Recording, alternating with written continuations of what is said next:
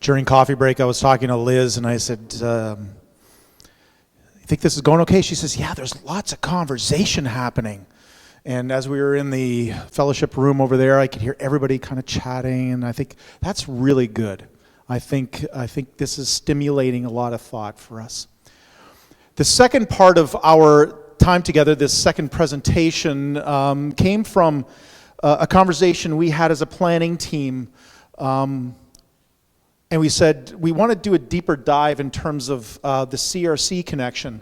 And so what I'd like to do is invite Koenraad Bugelink to come up, and he was the one who kind of pushed us into this. So thank you, Rick, for building this second presentation to help us unravel this a little bit. So Koenraad, if you want to share a little bit why we're doing this. Because I'm a nerd, that's why. No, I really don't know. I struggle with some dyslexia, and even statistics is difficult for me, but for some reason I'm actually attracted to statistics. Probably goes back to my university course selection, which was all in criminal justice and sociology, and so there's a lot of research involved in that, and so that's carried over into youth ministry. Often very fascinated with research coming out of the United States, wishing there was more research about youth ministry trends and youth ministry realities in Canada. Reginald Bibby did some work, and then when Hemorrhaging Faith came out, which is the research project prior to this, I was just really excited to see what a Canadian picture and what some of the Canadian flavor looked like. I'm a passionate pastor and leader in the Christian Reformed Church, and I've often thought about what about us? What about the Christian Reformed Church? Are there some things that we need to wake up and pay attention to? And for this particular project, Renegotiating Faith, Sid Helema and Ron sent the link for the youth ministry part of the survey to us, and I'm a youth ministry champion here in BC Southeast, and so I was like, man, I'm going to hit these youth pastors hard and ministry workers. I want them to get these surveys done, and I want them to report back to me in a system of accountability that they did it. So I know that there's CRC research in this, and so I'm just asking Rick to share some of that so we could maybe begin to think about how does this impact us as a Christian Reformed Church as well. So.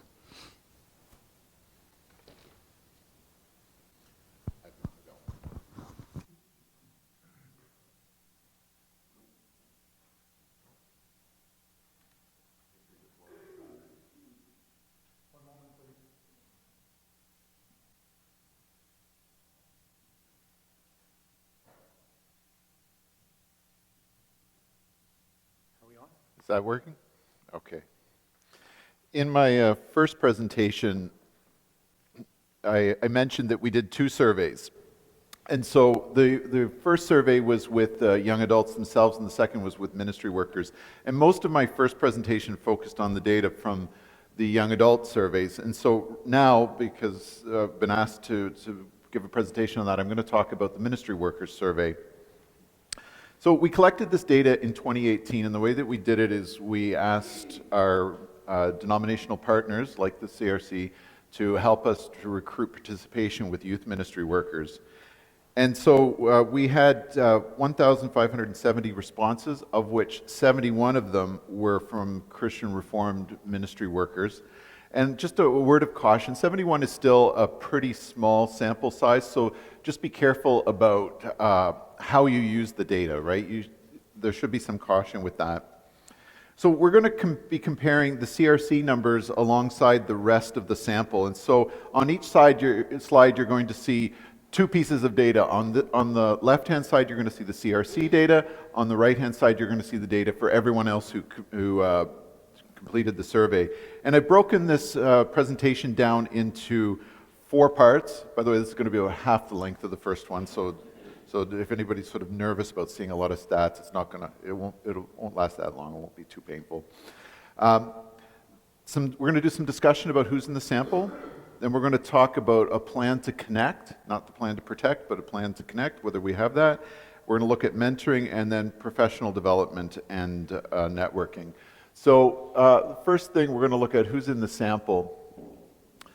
So this first slide, we're looking at the gender of those who responded to the survey. And you can see on the slide behind me, again, the CRC data is in the circle, the donut on the left-hand side. Everybody else is on the right. In the blue, you've got the percent that were male, in the red is the percent that were female. And you can see that there's not a lot of differences between the CRC sample and the others. I should say that I'm not going to make a whole lot of interpretative comments about what these data. There'll be a few slides that I'll make some pointed comments, but this is just by way of comparison, because what I was specifically asked is how is the CRC different than the rest of the sample. In terms of age, when we're looking at generation, we wanted to look at, how old were youth ministry workers, and so we've grouped here the respondents by sociological generation. And so if we start at the top of the donut here, right here, the first one here is the silent generation. These are people that were born before the end of the First or Second World War. And then in blue, you've got late boomers. These are early boomers, late boomers. The light green here is Gen X, and then the red here are those that are Gen Y, or sometimes called millennials. So the exact breaks for these different generations varies, but again, the only thing that I'll sort of notice here is that the CRC ministry workers who filled out the survey tended to be just a little bit older than the rest of the sample. You've got far more that are here in red that are Gen Y. And some of that is because, yes?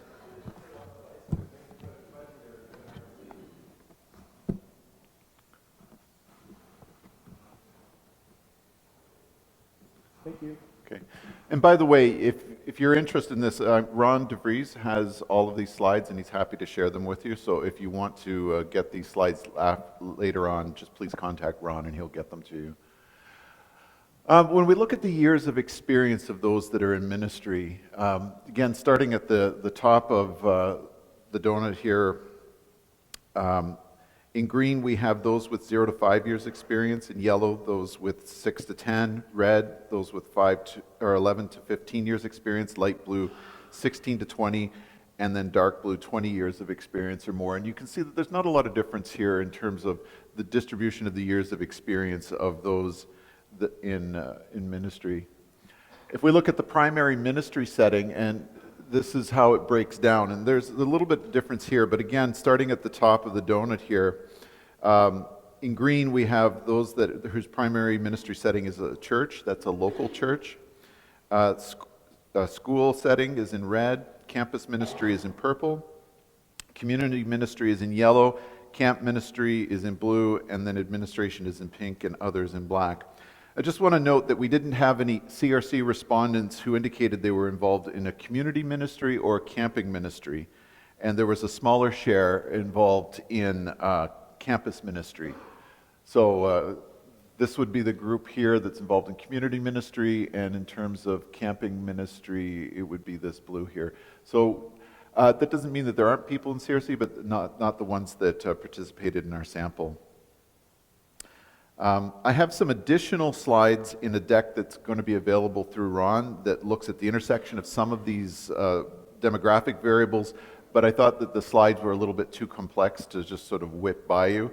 And so if you're interested in that, get the slides from Ron and you can study them when you have more time to digest them. The next, oh, no, we got them. There they are. That's why I didn't show them to you, right? And there's another one. And there's another one, and now we're past them, and you can digest them later on. All right, we're talking about a plan to connect.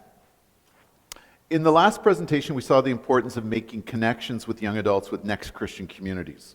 And because of this, we wanted to ask a number of questions with ministry workers about whether they're planning to make those connections. And so that's what we're going to look at right now. And the most basic question that you could have when you're talking about making connections with young adults is, do you actually plan to do it, right? Because we tend to do what we plan to do. And so this first slide here, we asked their level of agreement with, my ministry organization has a plan for connecting young adults who move to Christian ministries in new communities. And again, we've got the CRC data on the left, the other data on the right. And starting at the top here, we've got red, strongly agree. This is moderately agree. This here is moderately disagree, strongly disagree. And this is don't know or not applicable.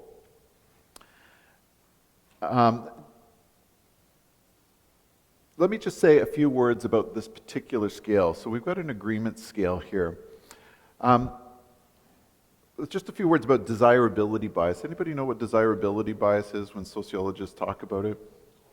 Desirability bias is the tendency of people when you ask them a survey question to give you the answer that they think you want to hear. And they do that so that you think well of them. And there's the tendency, I think, with some of these questions that people want to give us the answer that we want to hear. We've also found that when we use this particular scale, that it's an uneven scale, and this is what I mean. Sometimes people will ask you, say you go to the doctor and you're having pain, they'll say, on a scale of 1 to 10, what's your pain like now? And what they're kind of assuming is that the step up from 2 to 3 is the same as the step up from 7 to 8, right? That it's an even scale. That's actually not the way that these scales tend to work when you talk about agreement, especially where there's desirability bias in the background. For example, in the past when we've asked questions about whether people believe, for example, the Bible is the Word of God, those that moderately agree that the Bible is the Word of God tend to not read the Bible very much. But those that strongly agree that the Bible is the Word of God are the ones that will tend to actually read the Bible. So if you're comparing questions about what people think about the Bible and then putting that alongside whether they actually read it, the first few steps are like this, up a little, but the last step is a big one that goes up.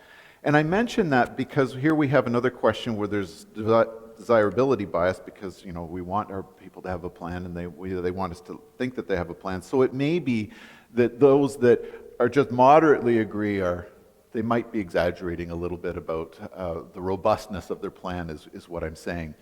You would have to do more interview work to know for sure. But this means two things, that if we look at this data, even with those that strongly agree and moderately agree that they have a plan for connecting young adults, that there's not a lot of churches or ministries that have that plan. And that's the bad news. The good news is that there's lots of room for improvement there. All right. So the next slide here, when youth and young adults, they come into our ministries and they come and go, and like with a lot of ministries, out of sight, out of mind. And when people leave, one of the things we found when we talked with youth ministry workers is they just didn't think about the people that weren't showing up regularly to their ministries. And so what we wanted to do is get a sense of how youth ministry workers track with the youth and young adults who leave their ministries. And you can see we're using the same scale here again. So the question was, when youth or young adults leave my ministry, I try to find out where they have gone.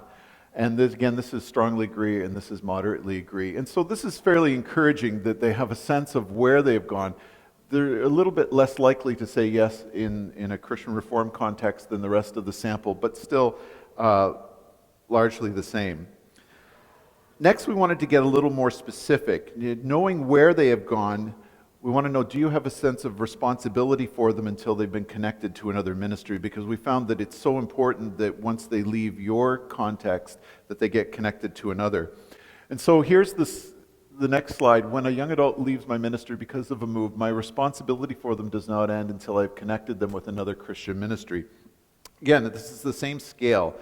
Now, I'm going to flip back and forth with the last question. Remember, the last question is, do you know where they've gone? This one is, do you have responsibility for them? And this is know where they've gone, this is responsibility.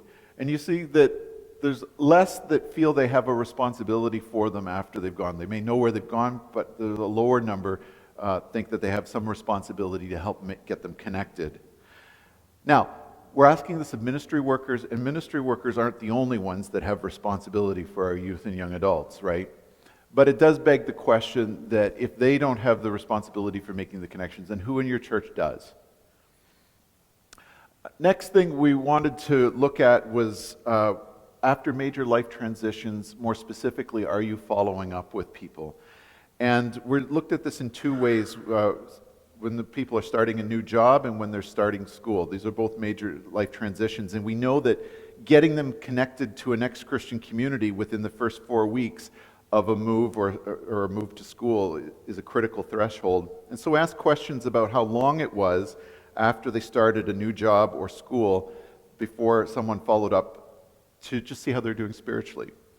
So this first one was, when youth or young adults connected to my ministry, start a new job. There's a spelling mistake in there, but anyway, we'll get that.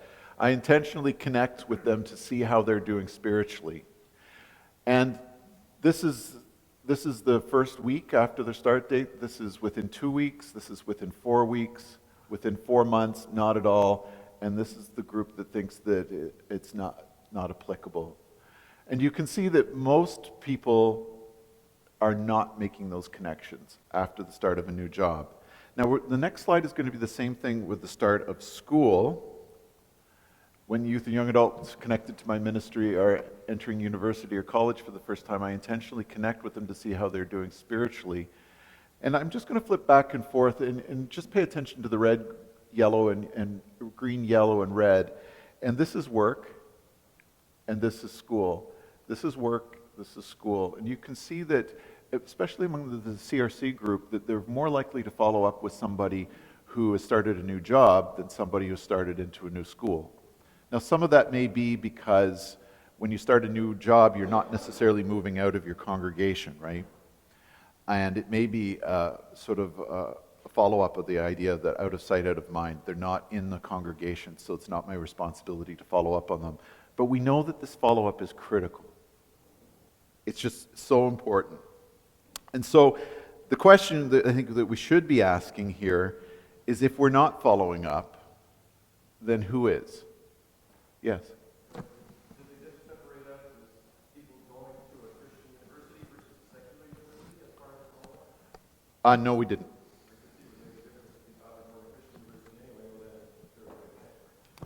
Yeah, and you know, we actually did a third survey with young adults that attended a Christian university.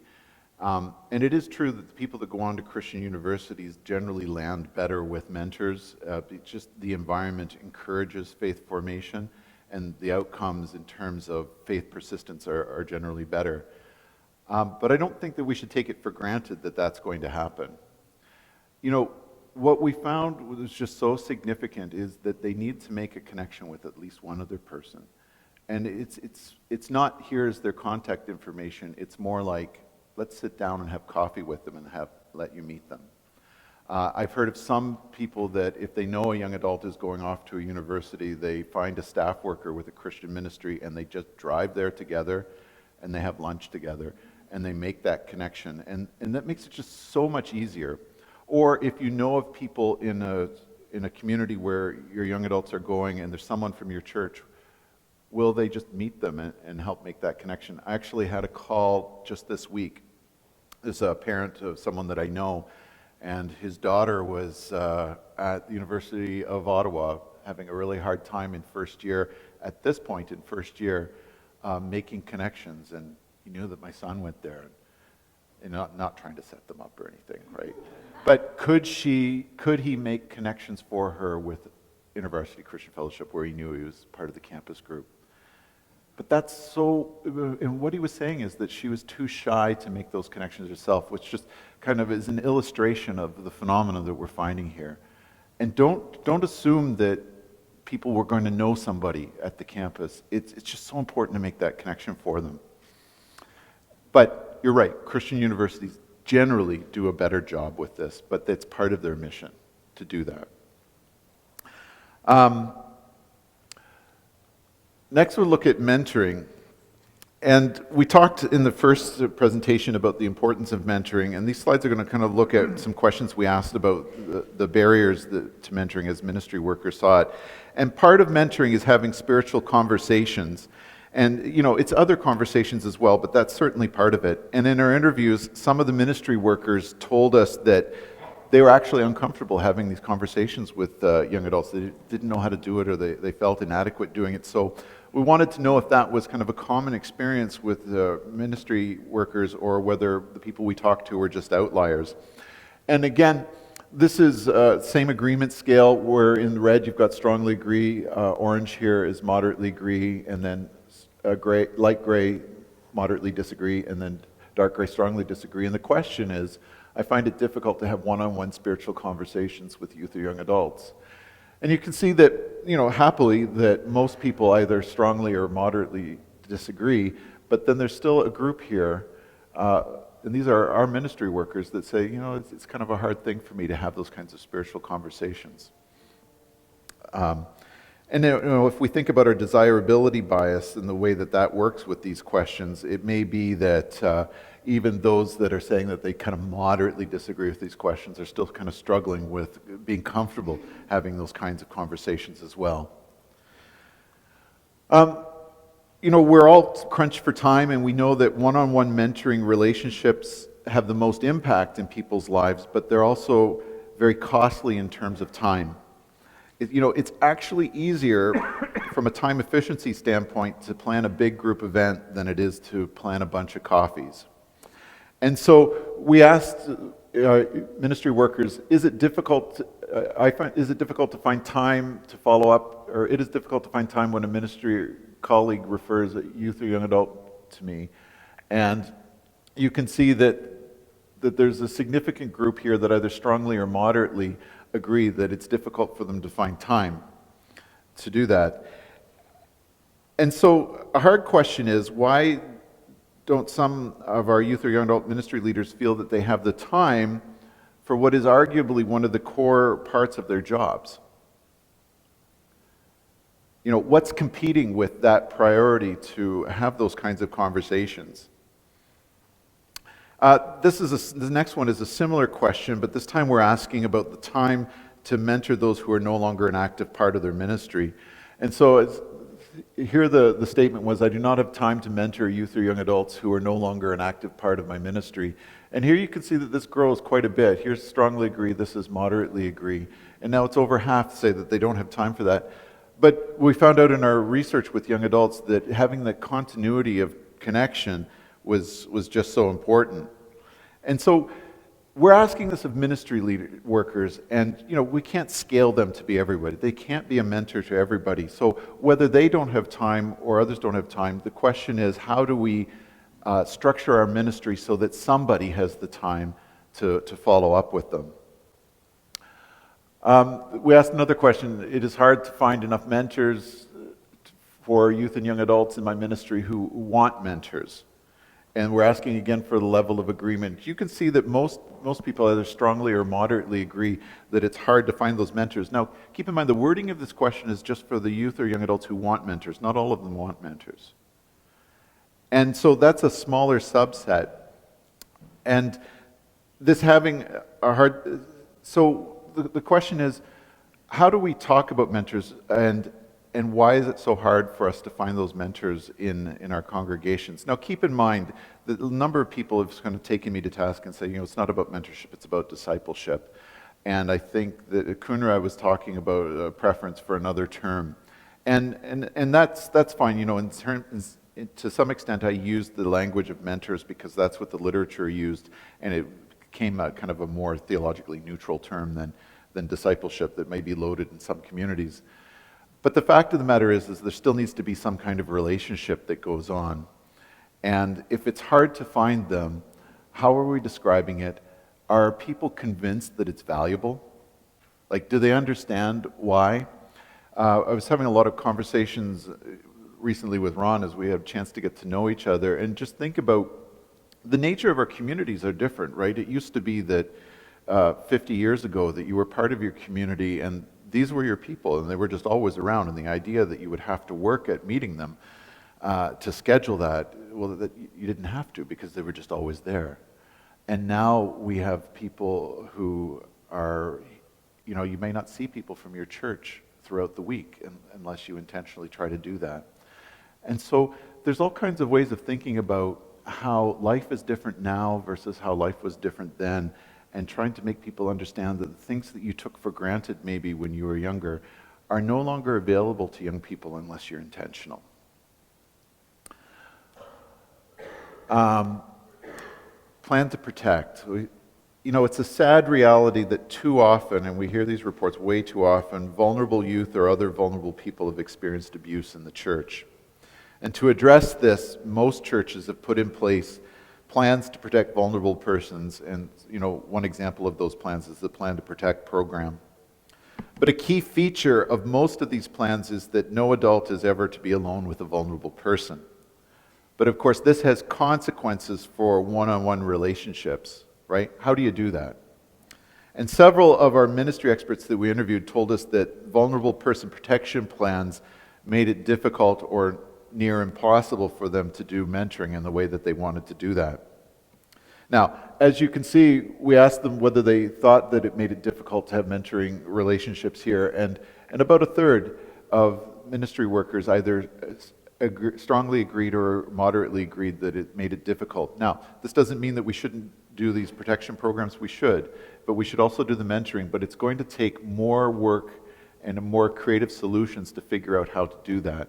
Maybe it's not going to be one-on-one, maybe it's going to be one-on-two or two-on-two or something like that. But it's going to be harder, but it's still very necessary. Next, we want to look at professional development and networking. So I take it as sort of a baseline thing that you can't network people with people you're not networked with. And so when we're thinking about young adults moving and connecting them into next Christian communities, if you don't know the people in the places where they're going, it's really hard for you to make an introduction for them. And so one of the ways that you can do that is by attending a youth or young adult ministry conference. And so we asked, did you attend a youth or young adult ministry professional development or networking conference in the last 12 months? And in blue is yes, in red is no. And you can see just a little over half said that they had attended a conference. Youth ministry conferences are one of the best places to connect with other youth ministry workers. And I think churches need to understand that having your youth ministry workers attend is a strategic choice for the church. It's not just about the training, it's about the relationships, and it's about thinking about the wider kingdom of God. It's thinking beyond your local congregation, and how are you going to equip your youth and young adult ministry workers to do the kind of networking that they need to do. This next one is, are you regularly connecting with a youth or young adult ministry network beyond your local ministry context? And we find that about 2/3 of them say yes, they are. And this is important to make those connections both for networking and new ideas. But it's also a question that tries to get at the idea that does your church support and encourage you to think about ministry beyond your local context here? And I think that that's a really important thing for churches to support their youth and young adult ministry workers in doing. And finally, I intentionally cultivate relationships with youth and young adult ministry leaders in other cities so that I can make connections for young adults who leave my ministry because of a move. And this is, again, linked in with the planning question, right? You need to know people in other cities. And you need to intentionally find connections in other cities where you know that your youth generally are going to school or moving because of work. So this is a much shorter presentation. These are some of the data that we found. You can have this for comparison, and we'll be able to get this to you afterwards. Do you have any questions about this?